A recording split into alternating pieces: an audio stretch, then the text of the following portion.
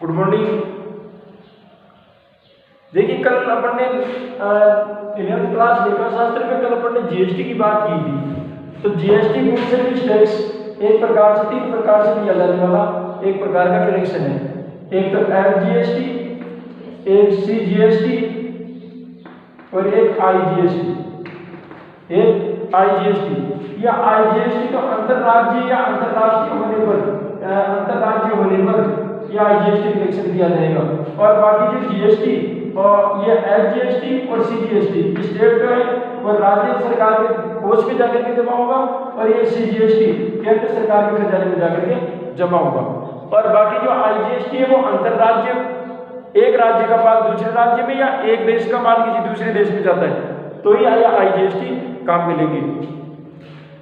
आज अपन बात करेंगे। अच्छा एक बात और, जीएसटी में सबसे बड़ी बात ध्यान रखने वाली है कि एफजीएसटी और सीजीएसटी टोटल जितना प्रतिशत जीएसटी लगता है उसका आधा भाग तो एफजीएसटी लगेगा, आधा भाग सीजीएसटी लगेगा। ये अपने को देखना होगा।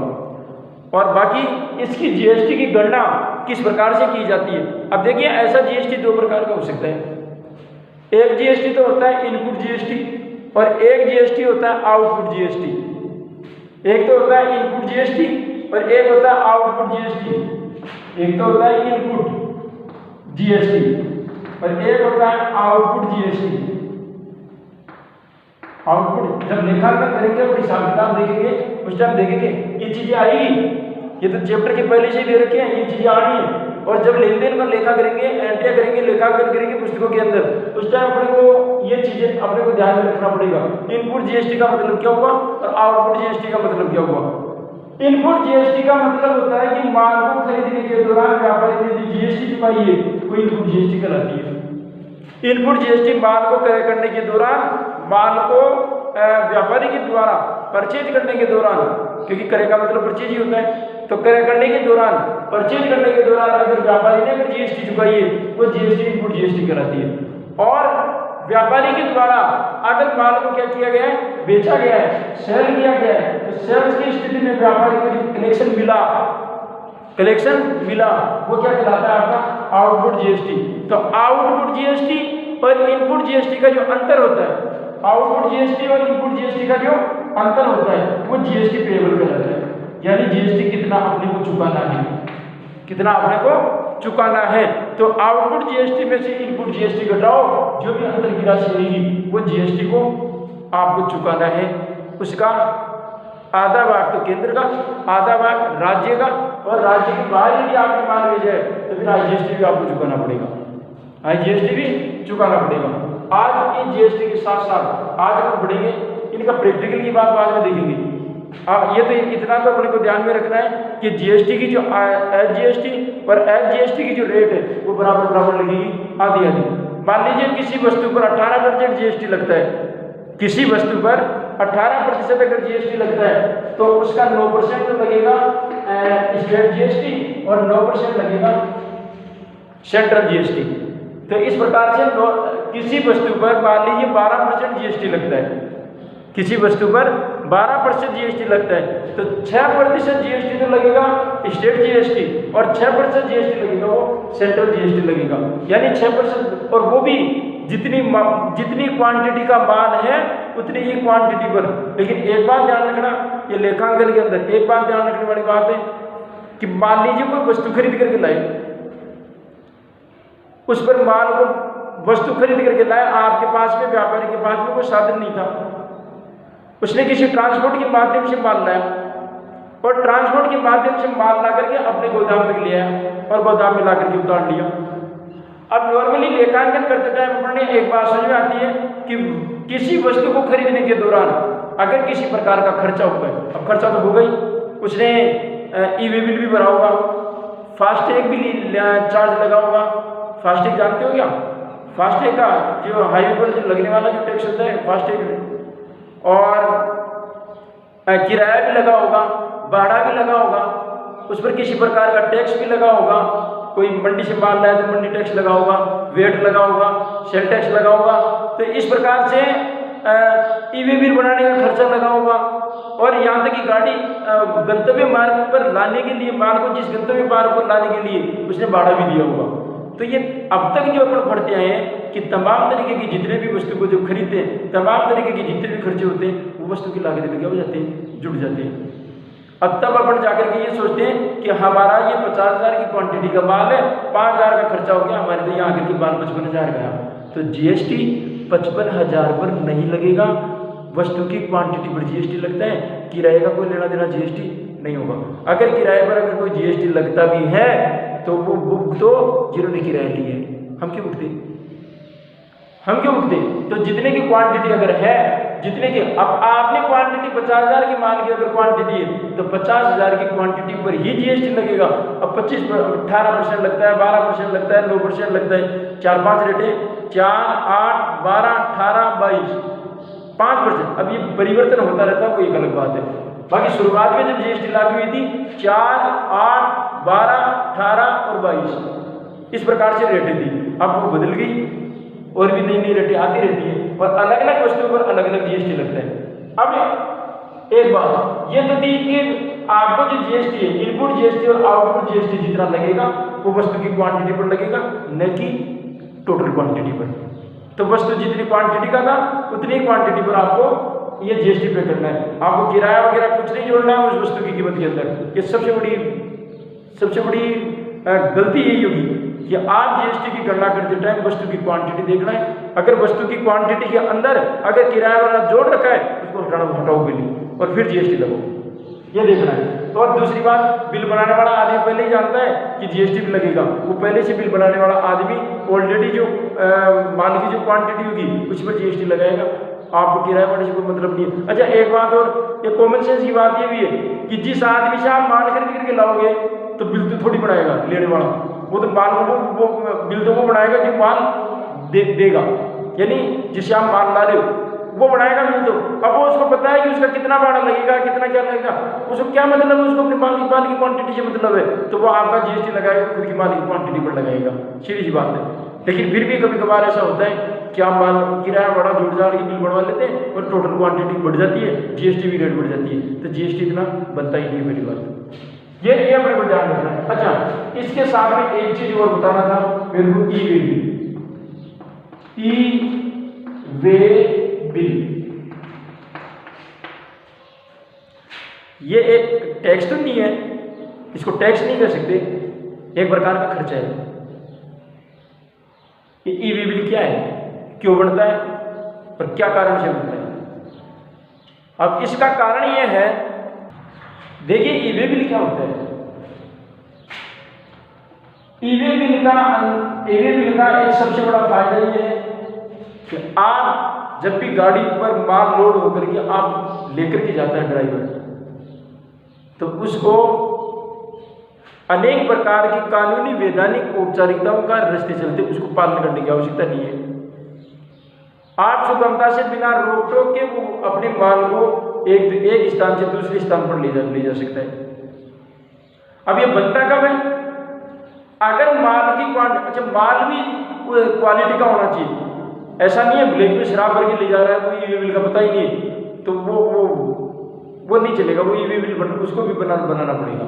ई वे बिल कब बनता है, पहली बात तो ये, अगर माल की क्वांटिटी, अगर गाड़ी में लोड किया हुआ माल की अगर क्वांटिटी अगर 50,000 रुपये से ज्यादा है, 50,000 या 50,000 से ज्यादा है, पहली बात तो उसको ई वे बिल बनाना पड़ेगा। अगर माल की क्वांटिटी 50,000 या 50,000 से ऊपर है, यहां तक कि 50,000 रुपये भी हो गया तो भी ई वे बिल बनाना पड़ेगा। अगर माल की क्वांटिटी 49,999 भी है तो फिर ई वे बिल बनाने की आवश्यकता नहीं है। अगर माल की क्वांटिटी 50,000 या 50,000 से ऊपर है तो पहली बात तो आपको ई वे बिल बनाना पड़ेगा, चाहे माल जाए या लालचंदपुरा से लेकर के जाए, लालचंदपुरा के बाहर ही जाओ, चाहे गार्डन के पास ही जाओ, चाहे आधी किलोमीटर माल जा रहा हो, ई वे बिल बनाना पड़ेगा, सीधी सी बात है। दूसरी बात, इसका कारण ये है कि ई वे बिल से हमारे को ये पता चल जाता है कि इतने नंबर की गाड़ी, इतने नंबर का माल, ये क्वांटिटी, गाड़ी का सारी डिटेल पोर्टल पर चढ़ जाती है, ई वे बिल पर चढ़ जाती है। और जहां पर भी अगर मान लीजिए रास्ते चलते किसी यातायात पुलिस वाले ने अगर आपका गाड़ी को रोक लिया तो आप ई-वे बिल के माध्यम से सभी प्रकार के बाध्यता से आप बच सकते हैं। ई-वे बिल का मतलब ये होता है। और यदि ई-वे बिल अगर नहीं है और माल अगर 50,000 या 50,000 से ऊपर की क्वांटिटी का है तो ऐसी परिस्थिति में आपका चालान भी हो सकता है, गाड़ी जब्त भी की जा सकती है, माल भी जब्त हो सकता है। तो अन्य प्रकार के और भी कोई अगर सजा है तो वो सजा आपको काटनी पड़ सकती है। बाकी ई-वे बिल बनता है कब, जब आप किसी हाईवे पर जा रहे हैं या और कोई माल यदि दूसरी जगह पर ले जा रहे हैं लेकिन माल की क्वांटिटी 50,000 या 50,000 रुपये से अगर ज़्यादा है तो ई-वे बिल बनाना अनिवार्य है। चाहे आप आधी किलोमीटर या 500 मीटर भी चाहे गाड़ी लेके जाओ, माल की क्वांटिटी 50,000 है तो आपको ई-वे बिल बनाना अनिवार्य होगा। और इस ई-वे बिल का जो चार्ज बढ़ता है वो चार्ज स्थानीय सरकार के खाते में जाता है। जिस राज्य में आपने माल लोड किया है और किसी दूसरे माल पर राज्य में ले जा रहे हो तो जिस राज्य में आपने ई-वे बिल काटा है उसी सरकार के खजाने में जाएगा। मान लीजिए राजस्थान का कोई निवासी है, मध्य प्रदेश में माल ले जा रहा है तो ऐसी स्थिति में राजस्थान के निवासी का जो ड्राइवर ई-वे बिल कटवाएगा वो ई-वे बिल 50,000 की क्वांटिटी का है तो जितनी क्वांटिटी का उसका ई-वे बिल बना देगा। ई-वे बिल बनाने के बाद उसका जो चार्ज का जो पैसा कटेगा वो पैसा जो होगा वो राजस्थान सरकार के खाते में जाएगा, मध्य प्रदेश सरकार के खाते में नहीं जाएगा। सीधी सी बात है। मध्य प्रदेश का सरकार का केवल ई-वे बिल देखेगा कि सुरक्षित पूर्व माल पहुंच गया एक, और सुरक्षित माल पहुंचाने का ये सबसे बड़ा माध्यम है ई-वे बिल। पर मैं कहता हूँ कि इसको हर किसी को 50,000 से ऊपर की क्वांटिटी का है तो उसको ई-वे बिल बनाना चाहिए। अब एक सवाल ये आता है कि क्या 50,000 से नीचे की क्वांटिटी के तो साहब ई-वे बिल बनेगा ही नहीं क्या? नहीं, बनवा सकते हो। 1 रुपये का माल ले जा रहे हो तो ई-वे बिल बना सकते हो, उससे कोई बाध्यता नहीं है। लेकिन अगर माल की क्वांटिटी को हाईवे पर या बड़े राष्ट्रीय राजमार्ग पर, नेशनल हाईवे पर, स्टेट हाईवे पर अगर आप ले जाते हो तो ऐसी स्थिति में आपको वैधानिक बाध्यता से या यातायात पुलिस वालों से या अन्य किसी कानूनी बाध्यता से यदि आपको बचना है तो आपको ई-वे बिल बनाना पड़ेगा। तो ये इस प्रकार से ई-वे बिल होता है। अब बात करेंगे अपन प्रमाणित की, स्रोत की। देखिए, क्रेता माल को बेचता है, विक्रेता माल को बेचता है और क्रेता माल को खरीदता है। अब मान लीजिए मैं कोई किराने की दुकान पे गया और किराने की दुकान में जाकर के मैंने कोई वस्तु ले ली, बिल लिया ही नहीं, आ गया इसे घर आके देखा, उस वस्तु को जब खोला, उसको पैकिंग को खोला तो वहां पर बेकार हो गई, वो वस्तु ही क्या हो गई, बेकार थी, निकली बेकार उस पैकिंग के अंदर। और उस पैकिंग के अंदर में कोई आदमी अंतर्यामी तो है नहीं, तो पैकिंग बंद है और उसको जाके देखने के साथ इसके अंदर वस्तु सही है या गलत है ऐसे देख नहीं सकते। तो ऐसी परिस्थिति में हम क्या करें, वस्तु खरीद खराब निकल गई तो निकल गई, अब कोई हमारे पास में कोई जादू टोना तो है नहीं किया, अंदर पैक की हुई वस्तु के साथ देख ली कि साहब इसमें सही है या गलत है, हम तो देख तो सकते नहीं। अब खराब निकल गई, आपके पास सबूत ही नहीं है, कहाँ से लाए थे, किससे लाए थे, किस दुकान से लाए थे, दुकानदार का नाम क्या है, व्यापार का नाम क्या है, कोई डिटेल नहीं आपके पास। तो आप किसी दुकानदार को उस खराब वस्तु को ले जाकर के वापस दो तो वो ले लेगा क्या? ले लेगा। क्यों? वो दुकानदार खुद ही बोल देगा, सबूत दिखा कहाँ से लेके गया था। पर साहब चेहरा देख रहा है ना, अरे चेहरा तो तू आज बोला कल काला कर लेगा, फिर ले लूंगा क्या? नहीं लेगा। शकल से, वस्तु का शकल से कोई संबंध ही नहीं है। एक वैधानिक कानूनी बात है कि किसी वस्तु का शकल से क्या लेना देना। साहब मैं आपको जानता हूँ, आप इसे हमेशा आपके पास से लेके जाता हूँ, पर इमरजेंसी से तीसरे के पास से ले गया तो फिर भी मेरे पास ही आएगा। साहब ऐसा नहीं चलेगा। तो स्रोत पर ले प्रमाणक, इसको अगर साधारण भाषा में कहूँ तो एक सबूत का प्रलेख है। स्रोत प्रलेख एक प्रकार का एक सबूत का प्रमाण पत्र होता है जो इस बात को इंडिकेट करता है, इस बात को निर्देशित करता है कि आपने क्रेता और विक्रेता के बीच में कोई संबंध हुआ था और आपने उसके बीच में कोई विनिमय हुआ था किसी वस्तु का और पैसे का। इस बात का एक सबूत होता है। नॉर्मली हम स्कूलों के अंदर पैसे जमा कराते हैं, फीस जमा कराते हैं, एग्जाम फीस जमा कराते हैं, बोर्ड फीस जमा कराते हो, आप अन्य प्रकार की स्पोर्ट्स फीस जमा कराते हो, कई गतिविधियों के पैसे जमा कराते हैं। आप उसके बदले में आपको विद्यालय परिवार आपको स्लिप देता है। वो स्लिप का आपका सबूत है, प्रमाण है, और इस बात का प्रमाण है कि मैंने विद्यालय को फीस दी है और विद्यालय ने फीस ली है। इस बात का प्रमाण है। आप किसी दुकान से अगर कोई वस्तु लेकर के आते हैं, आप बिल लेकर के आते हो उसमें आपको फुल डिटेल रहती है, कितनी क्वांटिटी का माल था, कितना मैंने जीएसटी दिया, कितना मैंने किससे लिया है, उसका मालिक का नाम क्या है, दुकान का नाम क्या है, उसका एड्रेस क्या है, वाउचर नंबर कितना है, यहाँ तक कि एंट्री का नंबर भी उसमें शो होता है, और बिल का जो नंबर आता है उस नंबर से पता चलता है इतने नंबर का बिल था, इतनी तारीख को लेके गया था, और ये इसकी डिटेल है। अब बच नहीं सकता, विक्रेता भी नहीं मुकर सकता और क्रेता भी नहीं मुकर सकता, और मना नहीं कर सकते दोनों पक्षकार कि आप दोनों के बीच में लेन देन हुआ था या नहीं हुआ था। सीधी सी बात है। तो एक ये प्रमाणिक या स्रोत प्रलेख एक ऐसा प्रलेख होता है जो इस बात को इंडिकेट करता है, इस बात को निर्देशित करता है कि क्रेता और विक्रेता के बीच में क्या हुआ है, कोई लेन देन हुआ है। तो लेन देनों को सबूत के तौर पर प्रदर्शित करने के लिए ये क्या बनाई जाती है, स्रोत प्रलेख या प्रमाणिक। स्रोत प्रलेख या प्रमाणिक। अब जैसे मैं बात करूंगा स्रोत प्रलेखों के वर्गीकरण, जैसे आपने कैश मेमो का नाम सुना होगा, जिसको बोलते हैं नगद पत्रक।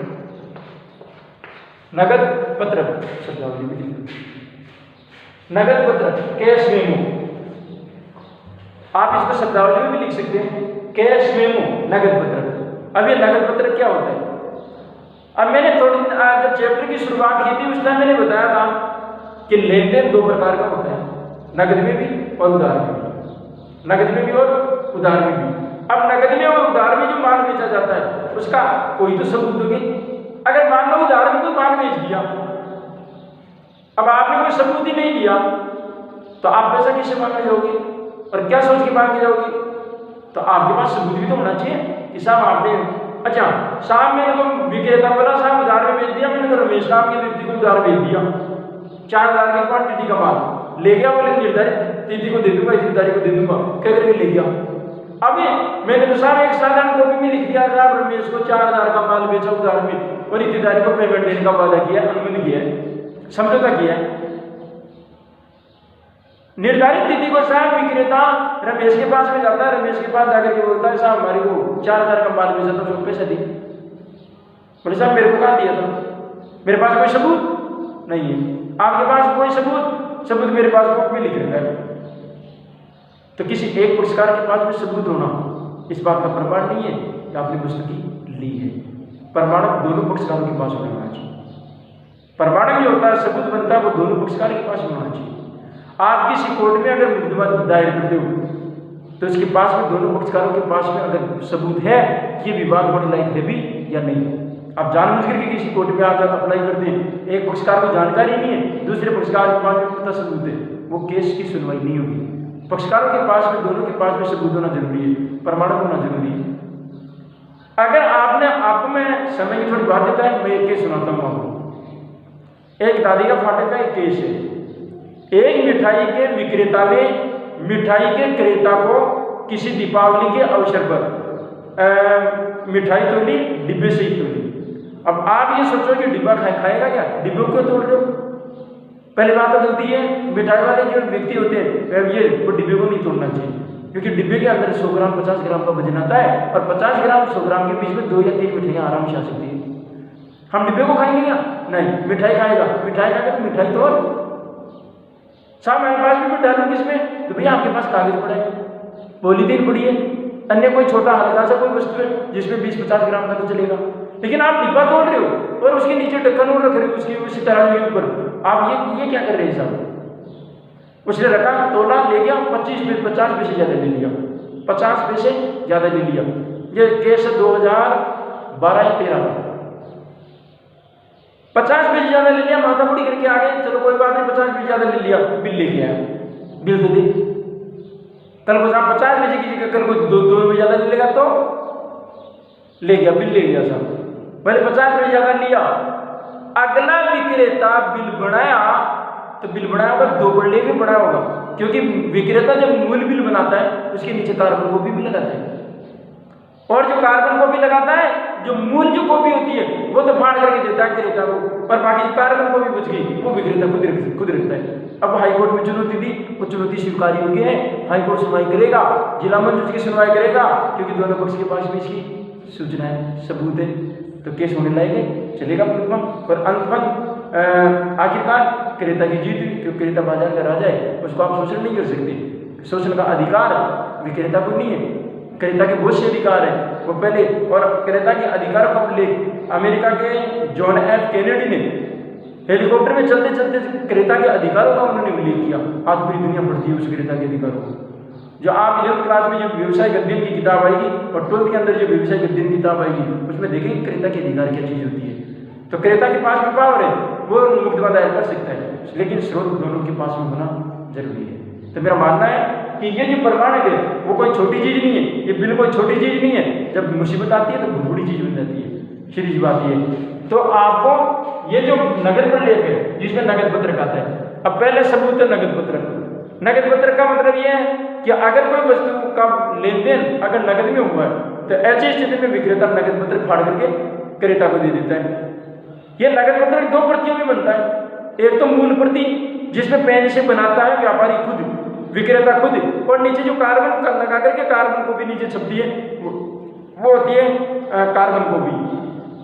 मूल जो प्रति होती है वो तो फाड़ करके दे देता है किसको, क्रेता को, और बाकी जो कार्बन कॉपी है वो अपने भविष्य के लिए, रिकॉर्ड के लिए, अपने हिसाब किताब के लेन देनों के लिए स्वयं रखता है। तो प्रमाणक कितने प्रतियों में बनते हैं? हमेशा 2, एक तो उसकी मूल कॉपी और एक उसकी कार्बन कॉपी। तो इस प्रकार से प्रमाणक कितने स्रोतों में बनते हैं? 2। और भी कोई स्रोत है, और भी कोई प्रलेख है, और भी कोई प्रलेख है, और भी सबूतों के और भी कोई प्रमाण है, वो देखेंगे कल। और देखेंगे कि प्रमाणक कितने प्रकार के होते हैं, किस प्रकार का, किस प्रकार से कौन सा विक्रेता नकद माल बेचा तो क्या प्रमाणक बनेगा, उधार में माल बेचा तो क्या प्रमाणक बनेगा। और कभी कभार ऐसी भी स्थिति आती है बेचा गया माल भी वापिस आ जाता है, बेचा गया उधार में बेचा गया माल भी वापिस आ जाता है, और आपने खरीदा हुआ माल भी आप वापिस लौटा देते हो। तो इसमें भी कई प्रकार के सबूत प्रलेख बनते हैं, वो देखेंगे कल। तो आज आप जो घर जाकर के आप प्रिपेयर करेंगे, देखेंगे कि जीएसटी किस प्रकार से कैसे अप्लाई होती है, कब अप्लाई होती है, ये ई-वे बिल कैसे बनता है, क्यों बनता है। आपने साथियों से अपने आसपास में जो कोई ई-वे बिल चुकाने वाला है आप उनसे चर्चा करें और देखिए कि ई-वे बिल क्या होता है। आज के लिए इतना ही, धन्यवाद।